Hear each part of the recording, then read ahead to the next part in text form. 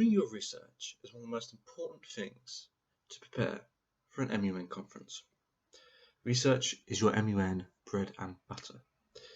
Being well researched and knowing how and when to use your research in committee will really take you a long way in an MUN conference and is definitely the most important part of preparing for an MUN conference. Research gives you the power to put your point across well, allowing you to win over the trust and respect of other delegates in committee, many of whom you will be collaborating and negotiating with in the conference. Being well-researched gives you an upper hand in arguments. It's a great confidence booster. And presenting your research in a constructive manner always sits well with the chairperson. So let's now look at how to conduct research for an MUN conference. First things first. It is important that you understand your question through and through. Start by researching a general introduction of the question so that you can get an idea of what your topic is and how you're going to approach it.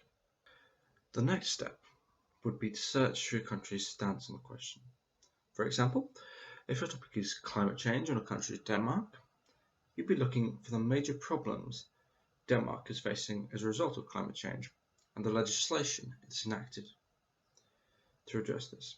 Being thorough and delving deeper into the solutions and obstacles will hold you in good stead when writing resolutions and steering debate. The next thing to do is look up countries with similar policies or similar stance as your country. In the case of Denmark, have a look at countries in the neighborhood, like Finland, Norway, and Sweden.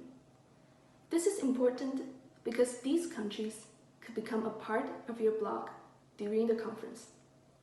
It is important for you to establish that you share similar interests and motives. Another good way to tackle Model UM is to know the strengths and weaknesses and even the malpractices of other countries. This can help to create holistic arguments and pinpoint ideas of betterment. In terms of actually doing the research, it's always good to comb through the various UN websites, decisions, and individual country policies. News pieces commenting on country policies relevant to the topic are also good to use as sources.